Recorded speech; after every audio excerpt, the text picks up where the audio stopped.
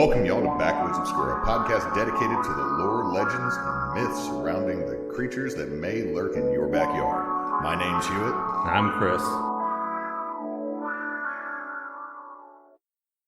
How you doing, man? I'm tired. Tired? I spent most of the day fixing my sink because it started with my cold water tap just wouldn't shut off. Like it was constantly doing a little drip, and it's like, I don't want a big expensive water bill. So I went and spent $130 and got a nice faucet that matches everything else in the house, same type of finish and everything. So that was nice, inexpensive. And then I was gonna try to fix it try to do it like earlier this week, and then I realized I'm going to need a lot more time than I had that evening because I looked in there. I don't have a shutoff for my hot water. Oh no! And I still don't. I still don't. There's a whole lot I would have had to do because it's old copper pipes in this house. So I then had to spend 2-3 hours removing the old faucets because they were corroded, and also my hands were too big to fit in the space. So I was constantly on my back, out, moving something around, out, back, on my, everywhere, flipping around. And then the connectors for the thing were about 3 inches away from being able to connect to my taps. Yeah. And so I went and then I was like, realized everything is, I needed a 1/2 inch fitting and a 5/8 thing. So I ended up going very convoluted. The way it ends is I realized that they do make 1/2 inch connectors to 1/5/8 connector hoses, which solved the whole problem. And I've had to return a lot to both Ace Hardware and Home Depot today. So I have been all over and doing that. Installed a new baby seat because you've been busy. Too big for her, about to be too big for her carrier. Like literally, like we're a pound away. So we went ahead and got a new car seat because it was on sale. Yeah, imagine you're going to have to go through a lot in the next couple of years. Well, this one will convert to a front facing and then convert to a booster. Oh, so it saves you money in the long run. Yeah. So not really a booster. It's the stage right before a booster. Like is still in a booster because he's not quite 60 pounds, but also he's not quite. It's weird. Like you gotta be 60 pounds and a certain height. Like it's like a weird roller coaster to sit in the back seat of a car. Remember, like when we were kids and you're like in the back of the car, no seatbelt, just stumbling around. Yeah. Sleeping on the floorboard of the car. Probably not the safest thing to do. Mm-mm. No. But that's been my day. I've been all over and doing. Yeah, my day has been pretty good. This whole week has been pretty chill. I finished the Fallout series, and now I've gone through the ritual of downloading Fallout New Vegas and modding it. I think anyone who has ever played a Bethesda game on PC knows this sort of. Yeah, I've only played.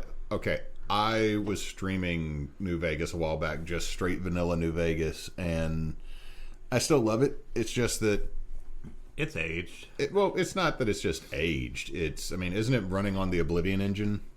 I think so. It's on the their engine, like Oblivion and the Skyrim engine, the Bethesda engine in general, it's just a little bit Bethesda, outdated, to say it nicely. Bethesda does not release a finished game. They release it so that you can fix all their bugs, unless you play it on console like I did for a long time. And I still love 3 and I still love New Vegas more, but yeah, I went through that ritual, and I'm actually playing it. I made a high agility character with charisma, no strength. What else did I get? I got the small frame and the good nature perk, so I'm like really good at talking, but I sacrifice a little bit in guns just for that. I might go back and start playing again. I think I might be in the air. I'm either with the boomers, like I just did all the stuff with Nellis. I haven't gone back to the vault from there, or I'm in Jacobstown. I'm in one of the two places. The thing is, I also had a glitch to where I can't recruit the cons now. That's weird. Like the thing the is, character that I need to talk to just does not exist. No, he does not do the prompt for everything. That's weird. I mean, that's the Bethesda engine. But yeah, getting into what I wanted to talk about, I'm going to be honest with you. Like, the past couple of weeks, I've had a bit of a what to do moment when it comes to the podcast. We've had a good bit under the belt. We're about to hit our milestone of 20 episodes. Nice. Which over 3 episodes means we were in the top 50% of podcast. If we get past 20 episodes, we're getting into, I think, the top 20%. And if we get to 50, that's like the top 1% of podcasts, regardless on if we have a following or not. Yeah. Thank you, all 12 people. Like, my big thing with the podcast isn't really to have like a huge following. I don't expect it. I just want to be like, at the end of the year, be like, we did this, we have this many, and yeah, because we started in October. Yeah, we started technically in October. We didn't start posting until January, but we still have a pretty big backlog. But okay, so to get back on subject, I was looking for things to do. You sent me a big list, and by that time I had found something, and I was like, okay, I'm just going to go with I'm just going to go with what I looked up.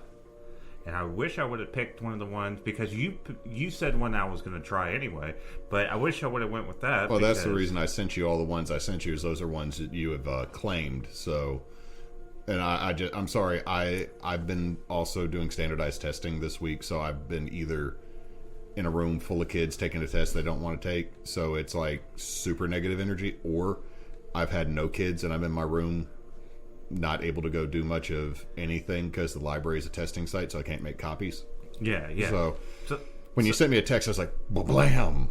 Here, have some ideas. And I wish I would have taken them, because the looking up this creature has made the ghost of my previous skeptic, new atheist past come out with his fedora like a specter.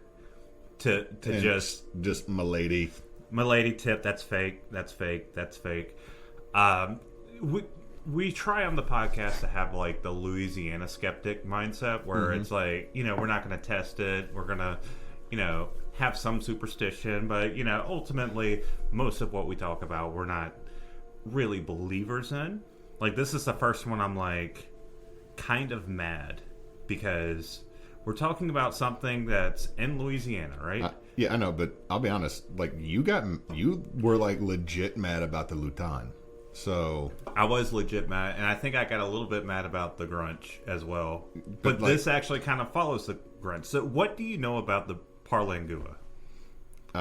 Sounds like something to like speak the language or something like that. It sounds like lingua for tongue or language, and then parla sounds like speaking. That's it. I don't know anything else about this. No. Okay, so it is a obscure. I don't want to say obscure. It feels obscure because I couldn't find a lot of information on it. That's one reason why I was mad, because I couldn't really find a lot on it. Mm-hmm. But it's a creature from South Louisiana, said to be in Arcadiana, the Apalachicola Basin, all that. That's just a Chafalaya. A Chafalaya? Am I just adding things? You added like 2 syllables to that. They could be there, they couldn't be there. You don't Those know. are the real cryptid, are all the letters. Yeah. How many letters are in Natchitoches? You would be surprised. We got a clickbait now. So yeah.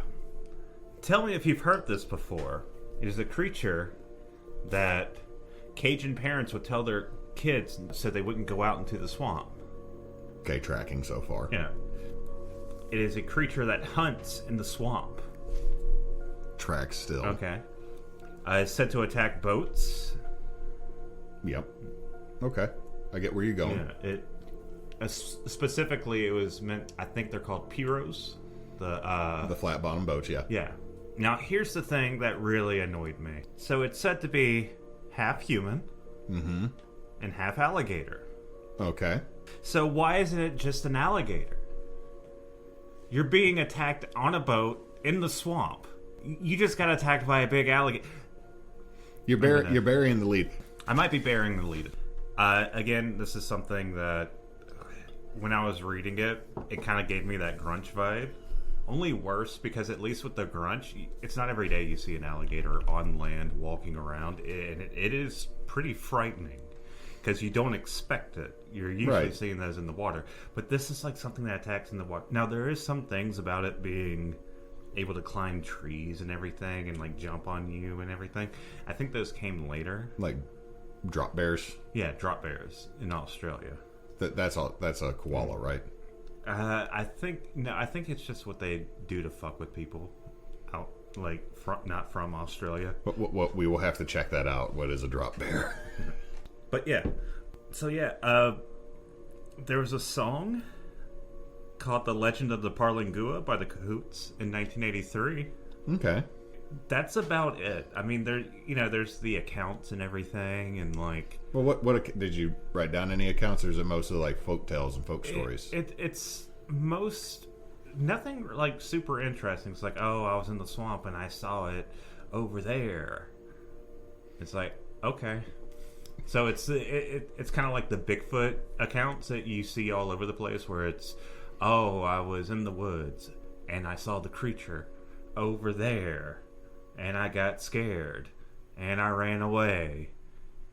It's like, okay, that's nothing. It's not like the Honey Island Swamp Monster or where they actually encountered it, or the Falk Monster where there was actually like a hug that happened and reaching through. There weren't those visceral things none of that I read. So I didn't even. You know what? The Parlengua gets 1 point for me because of the not reaching in and trying to hug me part. Like it gets 1 point for me because of that. I mean, yeah, fair enough. It's not a cryptid that will reach out and touch you, except, to flip your boat. But yeah, it did activate my fedora a bit. Yeah, but some of the other stuff you got for it, man. Like, I'm seeing a whole page over there. Well, here's the thing. I wanted to try and salvage this, so I decided to bring up some facts. Some Louisiana facts. You wanna? Yeah, okay, I'm fine with this, man. Like, okay, so this is a little bit of a two-parter tonight. Like you have a bit and I have a bit. And the Parlengua is depression as a cryptid in the swamp. Is that what you're telling me? Like this is how you feel about this one? Kinda. I mean, no shade to people that like grew up with like legends like that. It's just, from the outside, I just see an alligator, and I'm sitting here wondering, it's like, why are people in the swamp confusing an alligator? It completely shattered my worldview from the Falk Monster, where I was like, people living out in the woods probably have seen bears before, but now I'm like, maybe they did mistake a bear, because I was holding out hope for the Falk Monster. Maybe still keep hope, bud. Keep hope. Never. To quote some great philosophers from the last 30 years, don't stop believing. Hold on to that feeling. Feeling? Feeling. What do you know about Bayou Teche? It's a good beer. It's also a bayou. Yes, it is. It is a slow-moving body of water. Did you know there is a legend that Bayou Teche was created when I'm going to fuck this up. Chitamacha. Chitamacha. Yes, that one. Or Chitamacha. Or I think they're the ones whose symbol might be a gar, like an alligator gar. I'd have to. I taught tribal government to kids just a couple weeks ago. Yeah, they're one of the few federally recognized. One of four. Here in Louisiana, but apparently, long ago, they slayed a giant snake that went miles wide, and that snake died, and where that snake died became Bayou Teche. I'm okay with that. See, that's a cool one. I wish there was more there, but it's at least interesting. It's not just like, oh, it's probably an alligator. It's like, oh, giant snake, and these Native Americans fought it, and it was miles long, and they just beat the crap out of it. They just punch Yormander to death. Yeah. Viking mythology has nothing on Native American tribes that have the gumption to beat up a giant snake. True. Yeah. And create a whole bayou. Anyway, in the 1800s, there were several reports of wild men. There's the wild girl of Catahoula, who is said to be an abandoned child of Romani people. You know, racism, you know. Well, yeah, but you've laid claim to that as a whole separate story. Like you claim. I did. I'm trying to salvage this. Okay, so some more fun facts. Did you know Bonnie and Clyde died in Bienville Parish? You literally just went and started getting everything from the internet. Hey, but did you know this? Bonnie and Clyde's car is in Primm, Nevada, which is a real place, and it's also in Fallout New Vegas. See, I brought it back around. Back to New Vegas, yeah, because if you go to the casino, it's a reference to Bonnie and Clyde. Yeah. Primm also has a hotel that had a roller coaster going through it. It still does. Oh, I thought the hotel closed. Well, it did close for a little while. Yeah, I think they had a reopening. Because it was one of those places that also had like a fake forest that you could eat your buffet in. So like it was like Oh wait, are you talking about like the Rainforest Cafe sort of thing? It was like a bad Rainforest Cafe kind of thing. That's an incredibly low bar already. Well, no, here's the thing: is like this place, like if I remember right, because I think it was on Abandoned. Like they threw like a whole bunch of stuff at the wall to see what would stick, and it was like it's the level of fake that we would love, but. Like, you know, like when like if you ever go to the Ripley, or not the Ripley's, but if you go to the Madame Tussauds Wax Museum in Hot Springs, or you go to any of the tourist trap crap that's in Hot Springs, how like it was built in the 50s and 60s. So like still there, and it's like the really crappy faux rainforest that has like a concrete stream. Was one of the wax museums there the one that had the actual body?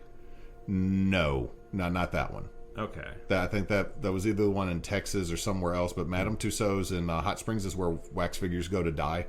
And a lot of times it's just the head, hands, and feet that are on a metal body with clothes over it. So like Prince Charles was incredibly skinny. Well, let me say, King Charles III was incredibly skinny. Old sausage fingers. They didn't have the sausage fingers. He must have been borrowing someone else's hand. But there's an 8-foot crucified Jesus in there, like photorealistic. Like they got like an actual good Madame Tussauds of 8-foot tall Jesus. New Orleans is 8 feet below sea level, which means it's going to be very hard to make a Fallout game out of that. Actually, according to the new series, it got a direct hit. Oh. And also, there's a vault in New Orleans and a vault in Baton Rouge. There are two of the only above ground vaults. I have heard like Fallout 5 it's either going to be based. They don't want to base it in a place that they've already. There's a good chance it'll be San Francisco. I don't want San Francisco. They're going to hit. There's some hints that it's going to be San Francisco. There's also a chance that we might get the Midwestern Brotherhood with Chicago, where they're they're still fighting. So they're still fighting the remnants of the original. Super mutants from the Master. Oh. And there's a group of the Enclave managed to make it there after it was destroyed before moving to the Capital Wasteland.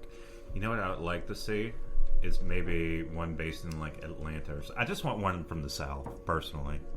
Well, there's supposed to be Brotherhood in Texas. Caesar's Legion is supposed to have made it into parts of Texas, and there's supposedly, and it's not canon, I don't think, but I think there's a lost NCR scouting mission that might have gotten lost somewhere in the Texas region. I know that there's non-official lore that Brotherhood still does not want to come to Louisiana because they lost power armor in swamps. That makes sense. It would be very hard to, Rain, Louisiana is the frog capital of the world. This is hurting you. Rain, Louisiana was also featured in our Axeman episode. That's where Barnabette was from. Yeah. She was from the frog capital of the world. Did you know we have a lot of capitals of the world? Prison. Yeah. I wasn't thinking about that one, Hewitt. I was thinking of like Boudin capital, Crawfish capital. Okay, to be fair, how many of those things only come from our state? Like, are you going to eat Boudin from Mississippi or Tennessee? No. It's like, let me get some Creole food from Minnesota. Oh, yeah. Poor Lord there, Cher. How you doing? I just hurt Knox. You gotta get the roux on, don't you know? Look, so the big thing here is that the Parlengua is a half man, half alligator that attacks your boat in the swamp and is a spooky story to tell kids to not go in the swamp at night. That your skeptic senses start tingling and tell you that's just an alligator. See, I can put it away for the Rougarou, because I'm like, the Rougarou is ridiculous, but it's fun. But the Rougarou also has like a lot more history and stuff. And like, here's the deal. This was going to be one that I would do separately, but since I need help. Well, it's not defeated. just that it's not defeated. It's just I'm that depressed. You mentioned a cryptid is very much like one that I did research on that had more information. Well, that's good. But because if not a lot of physical evidence. Like every time I tried to find sightings, it would take me to a Rougarou sighting, or it would take me to a Honey Island swamp monster sighting. So let me give you a little story, kind of playing off of with attacking the Piro. So cue the scene. It is a humid and foggy Louisiana evening. Oh. Pierre and Beau are returning from a long day of fishing, in quotation marks. Honestly, they just wanted to get out from their house and drink a few beers without being harassed by anybody. You know what? Fair enough. Nothing wrong with that. However, one thing led to another, and then another, and then they were extremely late trying to come home. The sun started to set, and the low fog of the mid-autumn evening obscured their vision. They are trying to get home before it gets too late, because they forgot their spotlight for the boat back at the dock. They feel a bump, boom, boom on the side of the boat. Uh-oh. Beau is startled, but Pierre says it's just a log or a submerged stump. Ain't no leak, ain't no problem. Shortly, another harder bump occurs, rocks the boat heavily. Oh, no. Beau starts to say it's the Rougarou, and Pierre tells him that's mama nonsense to scare kids. Just as he says that, another bump rocks the boat, spilling both men into the bayou. Beau grabs a hold of the side of the capsized boat, gasping and saying a shaky prayer in the chilly water. Pierre surfaces and starts to curse about hitting a stump and in general other things. Just, he's mad, so he's going to let everything out. As you do. He starts to yell at Beau to flip the boat back over, but his friend is pale as a ghost and mumbling in fear, looking at something behind him. Pierre turns to look behind him. A large reptilian figure rises from the water, and in a moment, before Pierre can react, its clawed hands dig into his arms and pull him back under the water. It's an alligator. The last thing Beau hears from his friend is gurgling and screaming, and Letiche drags him down into the murky depths to feed. Beau, knowing if he tells the truth, no one will believe him, claiming it was just another drunken boat accident. So what I'm going to talk to you about is the Letiche, which is very much the exact same thing that you were talking about with the Parlengua. Let me give you a description of the Letiche. It is a alligator-human hybrid, about 7 feet tall, wet, swampy musk, just very pungent odor, large claws and alligator-like teeth. Eyes glow either red or orange all the time, not just like you shine a light on it, like they got glowing eyes. They have thick scaled hide that also has that's green, but they also have thick patches of heavy brown fur. Okay, so we're getting, you see me here. King Kong and Godzilla hooked up. See, that's cool. I like that. I like it. Okay. That's the Louisiana wildness I need. Depending on the story, they may or may not have an alligator head. They might be walking around like Sobek, or they might not. They had their human intelligence. They are cannibals by all definitions, because if they're alligators, they eat them. Humans, they eat them. They eat them. Anything, they eat them. Swamp monster, eat them. Yep. And they reside in the less traveled parts of the swamp. Now, to what you said earlier, all of this sounds like the description of an alligator. Especially, alligators don't act like... Okay, for everybody out there listening, contrary to the belief made popular by swamp people, alligators generally avoid humans. We are not unless they're over, like, okay, if they're over 5 foot, they're deadly. Over 6 feet, they can kill you. Over 7 feet plus, you could become a food source for them, but not an easy one. And alligators are an ambush predator.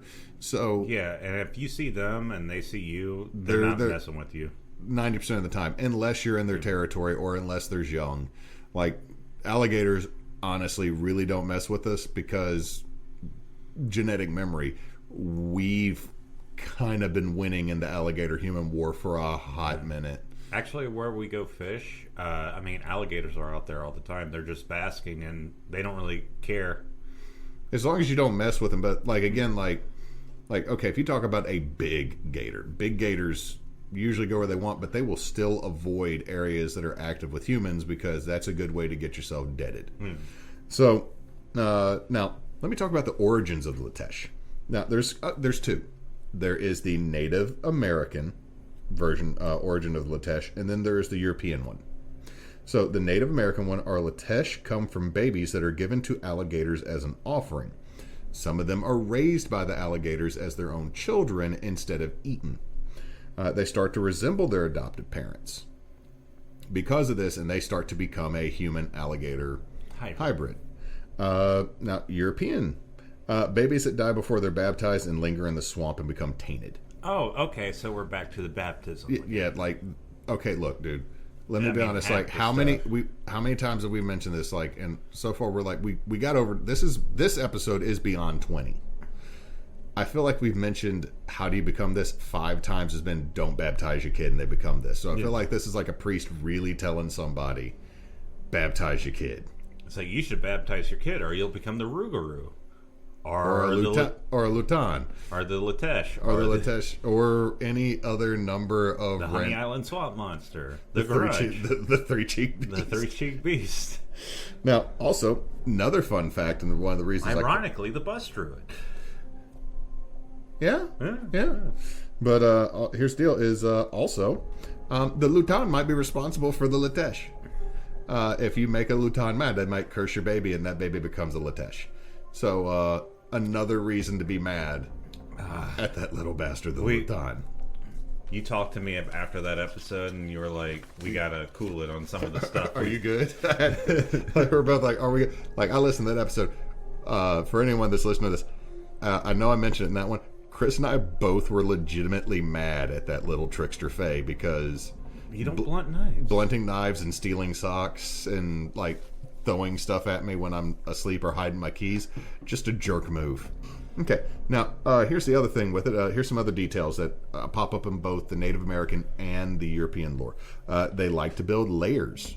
Like, you know how alligators will build a... layers. I thought you meant like layers as an onion. I wrote down layers like an onion, but it should have been L-A-I-R, layer. But they like to build layers out in the swamp, much like gators will build little areas, like they build their nest. They have altars dedicated to alligator spirits or alligator gods. That's cool. I like that. They lay clutches of eggs in their layers. So here's the thing. This is the first time we've actually heard of a cryptid spawning. It could actually have a survivable population. Only one of the young will survive, though, because the one that grows the fastest will eat all their siblings, similar to like sharks in the womb. That's crazy. Which I'm not 100% sure if that's actually true or not, or if that's something people made up.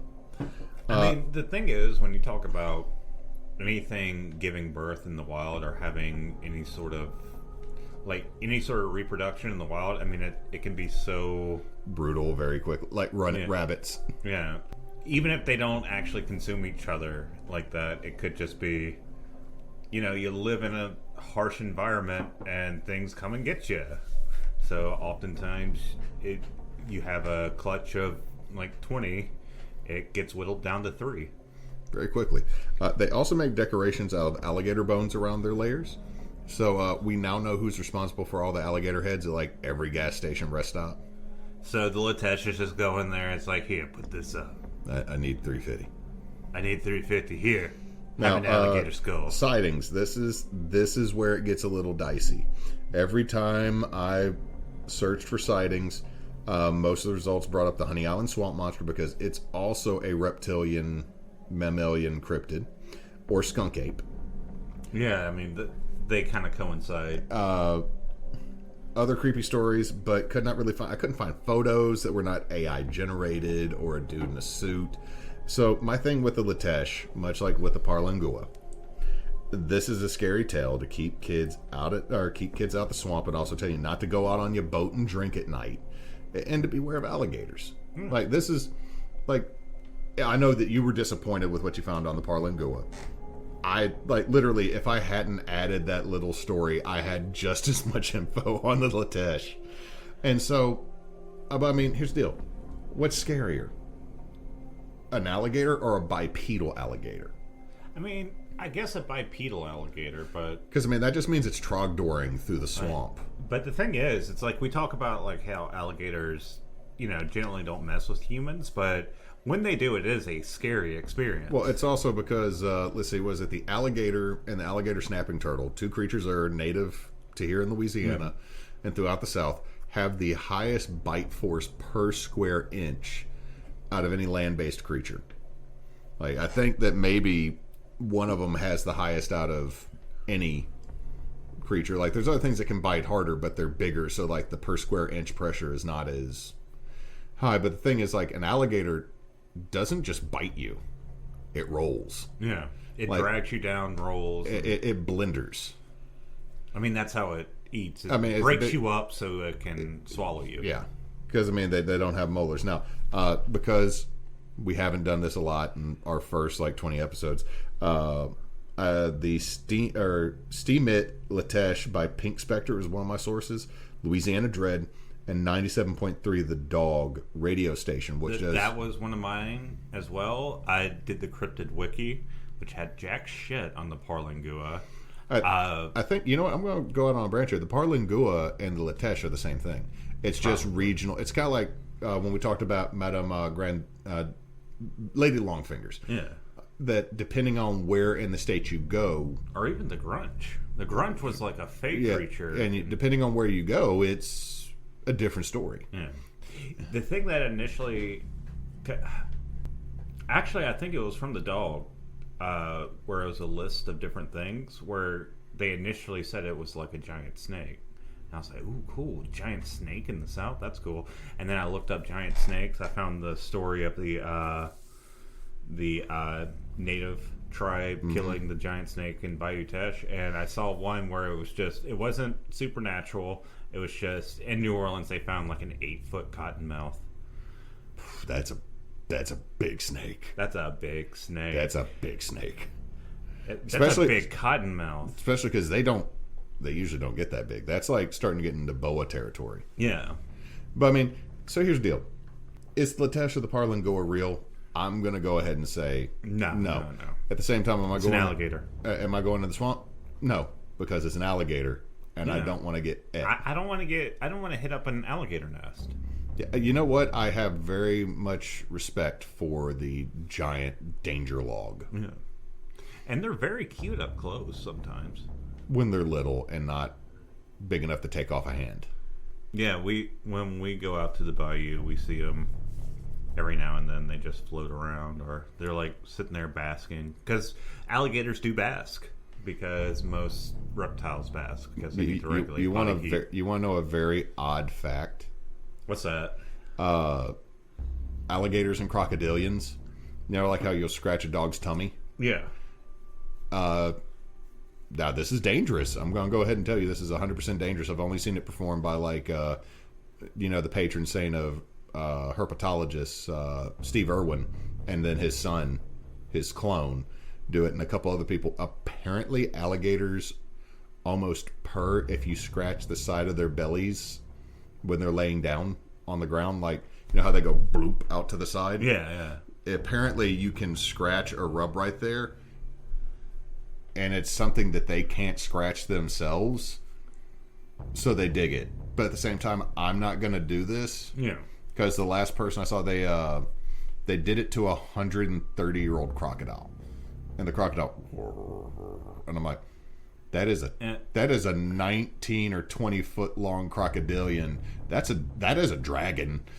That is a worm with a Y. That's a water dragon right there.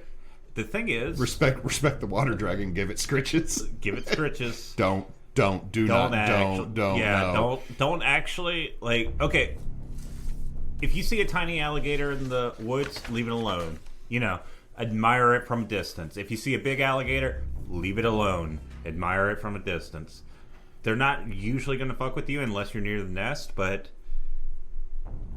just don't mess with them. Yeah, okay, look. To everybody out there who lives in a state that does not have the sheer number of very large, angry reptiles that we do, because we have a completely disproportionate number with snapping. People talk about Florida when it comes to alligators. I think we beat them.